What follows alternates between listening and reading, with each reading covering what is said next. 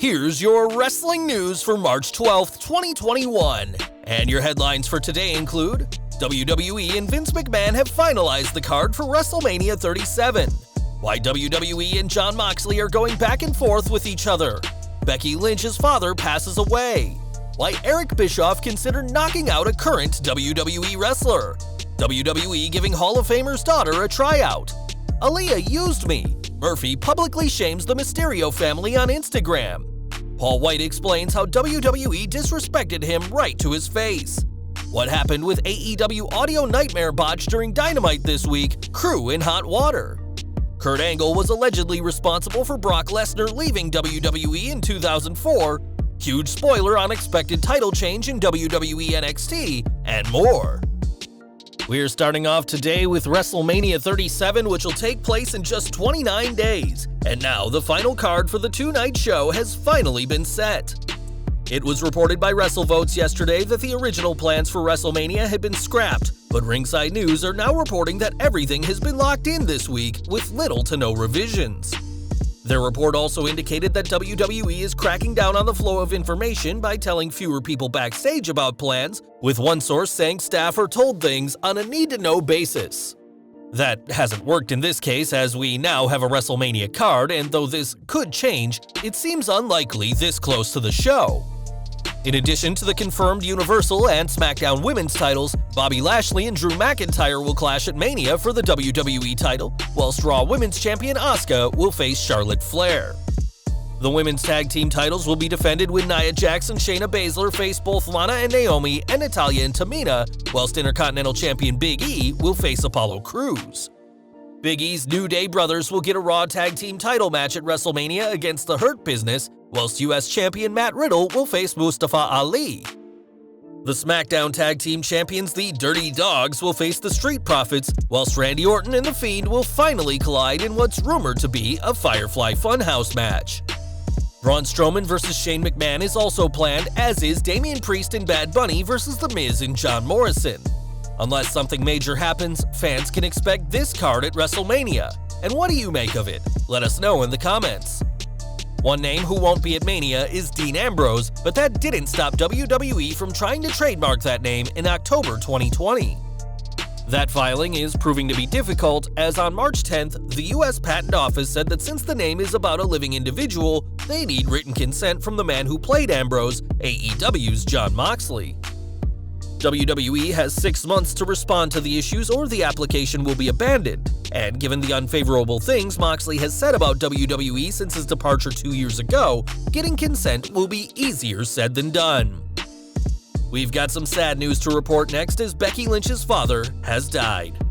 On social media, Lynch wrote a long and loving message in memory of her father, describing him as a character, a gent, an athlete, an intellectual, and a creator.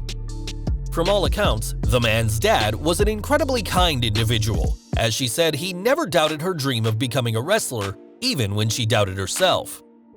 Lynch also admitted that her dad never got to see her daughter, his granddaughter Rue, before he passed, and our deepest condolences go out to Becky and her entire family at this sad time. If you've ever watched TNA, you're probably well aware of the main event of Victory Road 2011, a show best remembered for Jeff Hardy's performance against Sting. From the moment he appeared on screen, Hardy is clearly under the influence of some substance, and he lost to a clearly furious Sting in under 2 minutes.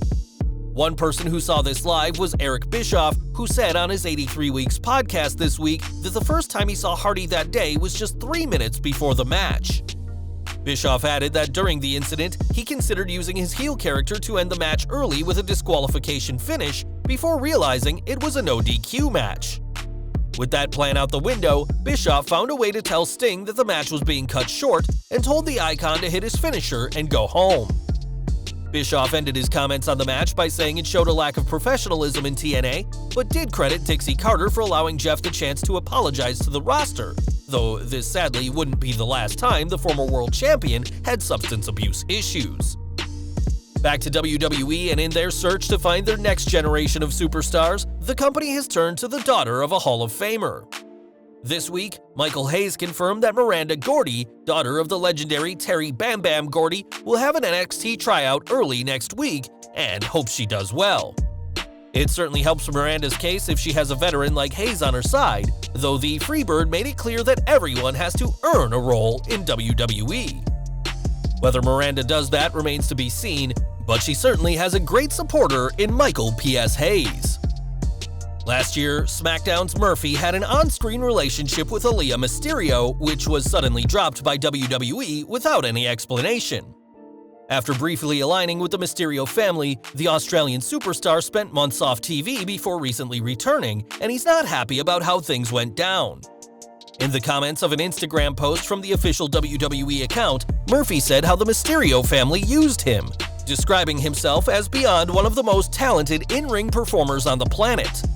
Murphy claimed Ray was jealous that he was the new face of the Cruiserweights, Dominic used him so he had a reason to stand ringside, and that Aalyah used him to be on TV and advance in an acting career. Given these comments, it's clear that Murphy has returned to TV as a heel. And what do you make of these comments from the self-professed best-kept secret? Do you agree with him? Let us know in the comments. AEW news and Paul Wight's decision to sign with the company shocked fans a few weeks ago, but according to the man himself, it was something a long time in the making. Speaking on Renee Paquette's Oral Sessions podcast, Wight admitted that he had problems in WWE creatively for years, and said that given how little WWE used him, it was difficult to work your way back in the loop. He added, "I worked once against Drew McIntyre after WrestleMania there. I did a couple of things, like I came in to be partners with Kevin Owens and Samoa Joe, then that went out, and it's like, I need more than this, Vince." Not only was Wight figuratively insulted by WWE, but he was literally insulted to his face a few years back, as he revealed what one member of WWE staff said to him.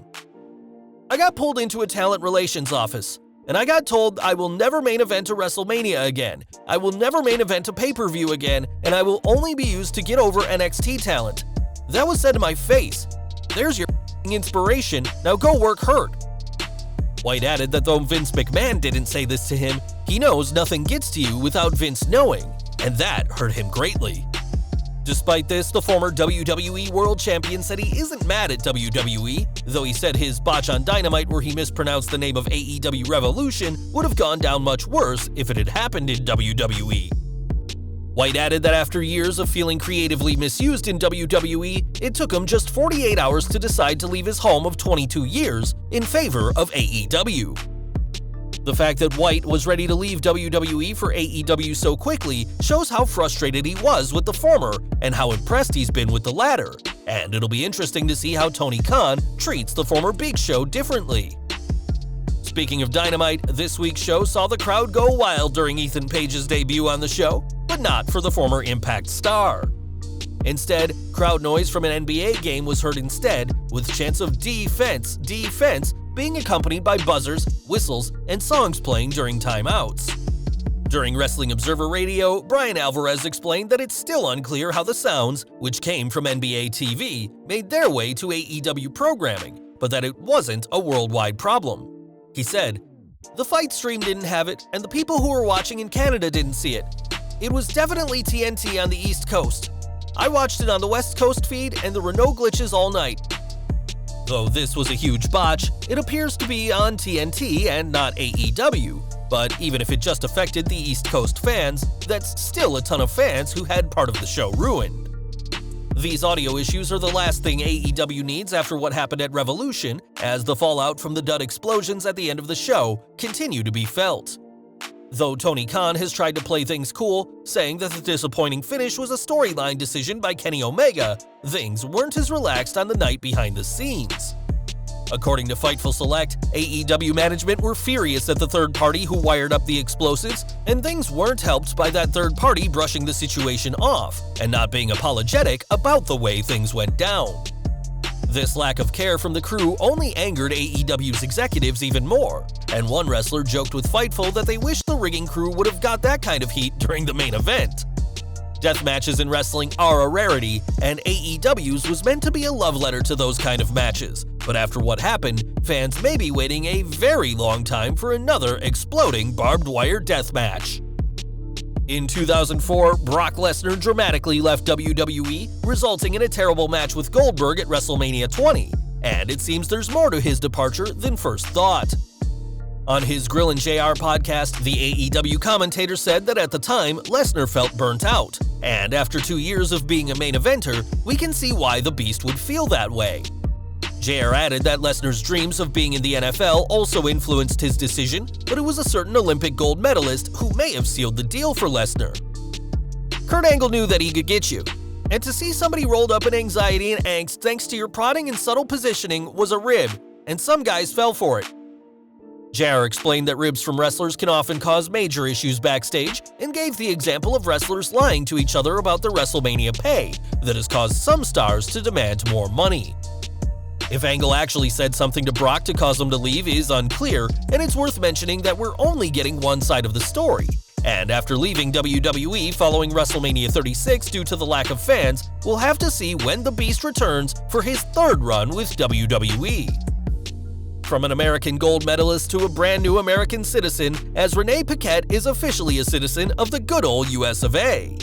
Paquette, who has said that visa issues were a constant worry for her in WWE, broke the news of her citizenship over Twitter and has promised that the 4th of July 2021 will go off now that she's officially a citizen of the United States.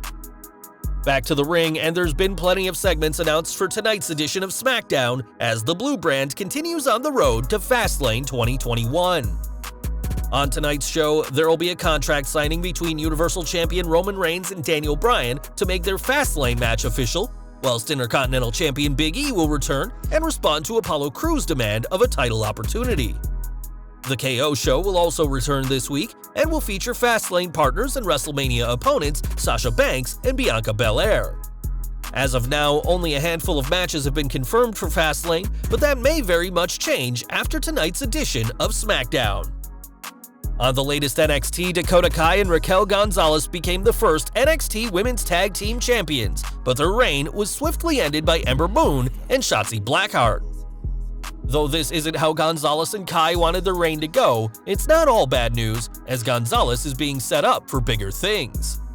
On Wrestling Observer Live, Brian Alvarez said that Gonzalez is being groomed to be the one who dethrones NXT Women's Champion Io Shirai, and that now is the time for Gonzalez's big moment to happen.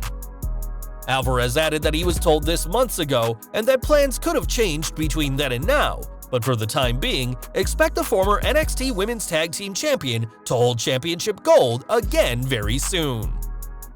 And we're ending today with more news from NXT, as the Gold Brand introduced new titles in the NXT Women's Tag Team Championships, but a different belt may soon be getting a major change. On the same show, a pre-recorded segment saw NXT Cruiserweight Champion Jordan Devlin at an airport in Ireland, and he mentioned NXT TakeOver Stand and Deliver now that he's able to travel back to the US. Not only that, Devlin also said he's returning to NXT next week, which is bad news for current NXT Cruiserweight Champion Santos Escobar. Escobar was crowned the champion during Devlin's absence during the ongoing global situation, but the Irish superstar was never stripped of the title. It seems like fans will be getting a title unification match between Devlin and Escobar very soon, and from how things seem, this match will happen at the 2-day TakeOver next month. Well guys, that's our news for today. Please share your comments below. Also hit the like button, subscribe to our channel, and hit the bell icon to receive all notifications. And as always, thanks for watching.